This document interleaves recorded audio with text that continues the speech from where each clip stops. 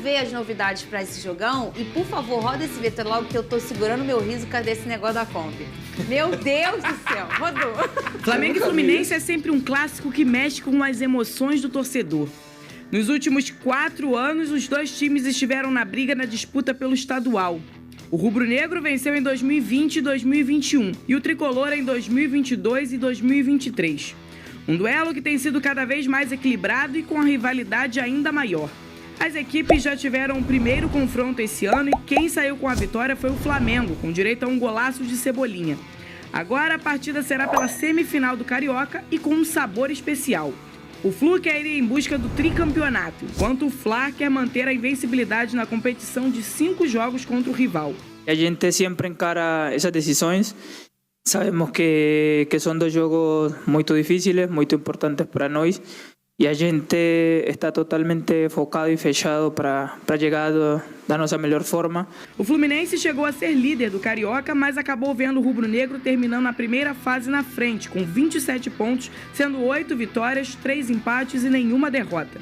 Enquanto o tricolor foi para a 4ª posição e com 2 derrotas. O Flu tem pelo menos 3 desfalques importantes para o clássico. Samuel Xavier teve uma lesão no músculo da panturrilha direita e está fora do jogo. Além dele, André foi expulso na última partida e Douglas Costa sofreu uma lesão no músculo anterior da coxa direita e é outra baixa. Já o Flamengo, a dúvida segue com o Gabigol. O jogador já está treinando, mas faz trabalhos à parte do elenco após ter tido um problema muscular. A atividade desta sexta-feira será decisiva para saber se o camisa 10 estará à disposição do jogo.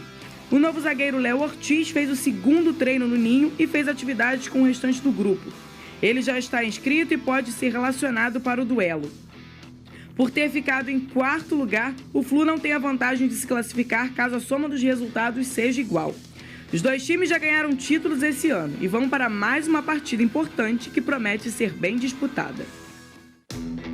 Pelo lado do Flamengo, Vene Casagrande, como será vem esse Flamengo?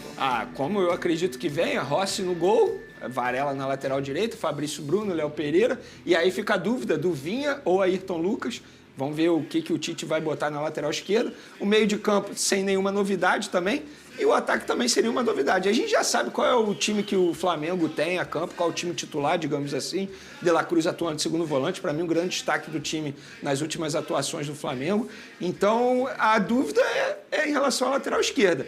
Gabigol e Wesley, que estão fora desse duelo, são 2 jogadores considerados reservas atualmente. O Gabigol, mesmo se ficasse à disposição, não seria titular para esse jogo, mas eu acho um desfalque extremamente importante. Estamos falando de um jogador que é muito decisivo, que gosta de jogo grande e, infelizmente, não vai ficar à disposição para esse primeiro jogo da semifinal do Campeonato Carioca. Pelo lado do Fluminense, Diniz testou o Lima primeiro, depois o Renato Augusto, mas nessa situação toda o Martinelli seria o primeiro volante, né? Sim. E aí a gente tem a baixa aí do Samuel com o Guga. Então como é que será que deve vir esse Fluminense, Pedrosa? O Lima é um jogador de confiança do Fernando Diniz, né? É um cara que, mesmo sendo reserva, participa muito dos jogos, tem um número alto de jogos na temporada passada e pode muito bem fazer essa função. O Lima pode jogar de ponta, o Lima pode jogar de meio ofensivo, o Lima pode jogar de 2º volante, porque ele está extremamente adaptado ao estilo de jogo do Fernando Diniz, que é justamente essa superioridade numérica. O Martinelli de primeiro volante nada me espanta, faz muito bem e é um cara que pode fazer essa função do André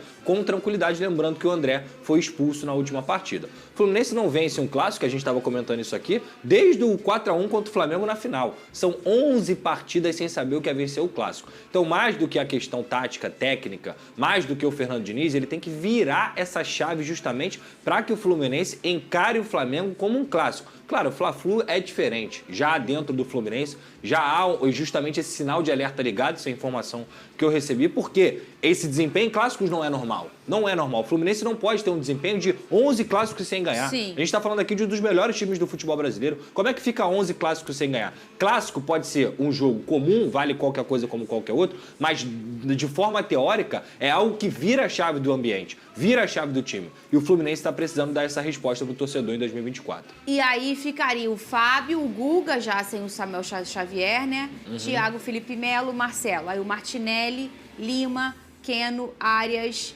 Ganso e Cano. Eu não lembro, eu vou ser bem sincero, eu não lembro qual foi o jornalista que publicou isso ontem, mas é um jornalista que acompanha o dia a dia do Fluminense dizendo que testou aquilo que o Pedrosa levantou aqui ontem. O John Kennedy na vaga do André. 4-2-4. Aí ele ficaria no 4-2-4, o que também é super interessante. A ver se o Diniz vai testar novamente essa função. Você gosta, Pedrosa? Gosto. Foi uma formação, como eu falei aqui ontem, que foi uma virada de chave aí dentro da fase de mata-mata da Copa Libertadores, onde o Fluminense estava jogando no 4-3-3 e estava jogando demais, mas em algum momento o Diniz entendeu que o John Kennedy, junto com o Cano, poderia dar outro tipo de jogo para o Fluminense, e isso aconteceu realmente. Era um jogo muito mais vertical, muito mais direto com o John Kennedy, e ele brilhou também. Então eu acho que é uma opção muito válida para essa partida. Lembrando que é o primeiro jogo, né? Então pode ser que ele comece de uma forma mais comedida e no segundo jogo, precisando de um resultado, possa colocar essa formação em campo. É o Caio Blois do Trivela, né? Vamos dar eu confesso que eu não lembro. Não, então foi o Caio Blois do Trivela que fez essa... Um abraço pro Caio aí. Abraço pro Caio, já tive a oportunidade de trabalhar com ele, inclusive. Para esse jogo, embora você não tenha me perguntado, mas vou levantar a bola. Eu acho que o Flamengo é o favorito. Não só pelo momento, eu acho que o Flamengo chega melhor preparado para esse jogo, embora o Fluminense tenha sido campeão da Recopa, mas a gente vem dizendo aqui que o Fluminense não vem fazendo boas atuações. E também os desfalques. A gente está falando de um André, que é um baita volante, embora tenha feito aquele pênalti contra o Botafogo, mas foi apenas um erro. É o André, um dos melhores volantes do futebol brasileiro, e sem o Samuel Xavier, que, querendo ou não, faz uma baita falta. Não porque o Guga seja ruim, mas muito mais estilo de jogo. E o Flamengo não tem desfalque.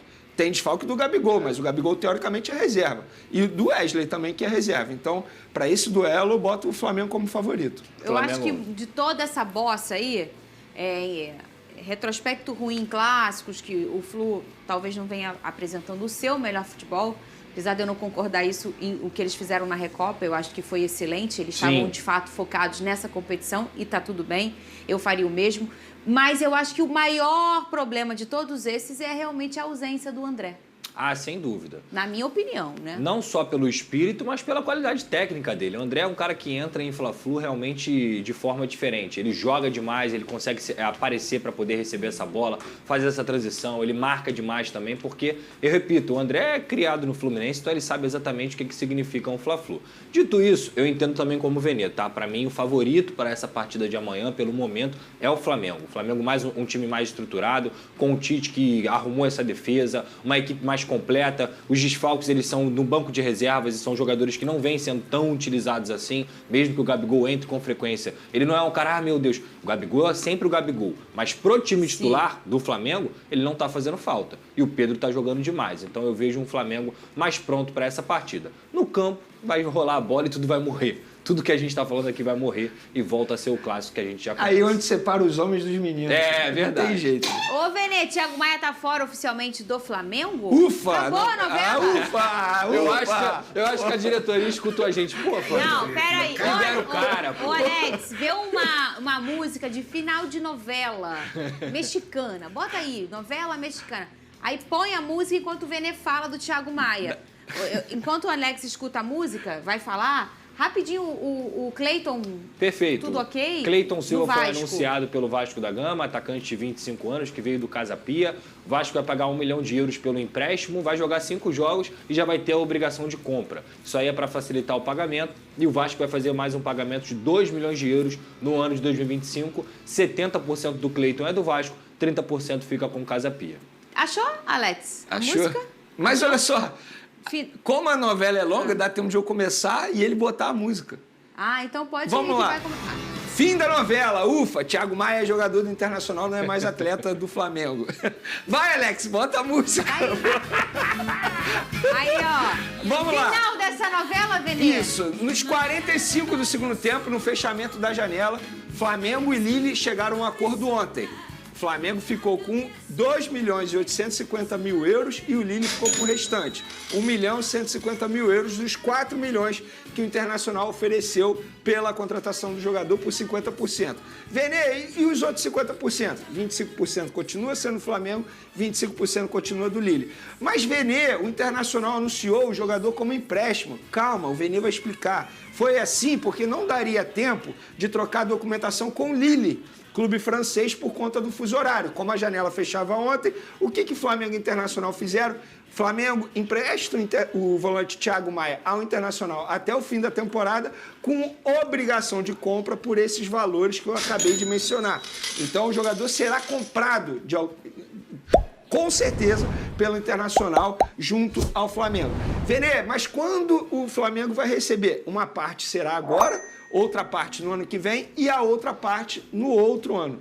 E aí, o Flamengo de fato... Até o último capítulo é longo, que a música acabou e tu não acabou de falar. Pois é, exatamente. Gente, acabou a novela, então? Acabou. Eu só queria dizer o seguinte, para aqueles torcedores que tratavam o Thiago Maia como um jogador lixo, eu vi muita gente criticando, eu acho que vocês estão sendo ingratos. Foi um jogador extremamente importante nos títulos de 2022 da Copa do Brasil, da Libertadores. Acho que o fim do ciclo chegou ao fim, é isso, acabou. Agora dizer que o jogador nunca honrou a camisa do Flamengo, que nunca serviu para nada, muito pelo contrário. Para muitos torcedores, ele é inclusive ídolo. Para mim não é, porque ídolo é algo pessoal, enfim, você tem o seu direito de achar o jogador ídolo, não. Agora dizer que o jogador nunca serviu para nada e que está comemorando, soltando fogos na saída dele, aí eu já acho ingratidão. Põe o meu fogão aí, o Botafogo divulgou as imagens dos bastidores da vitória.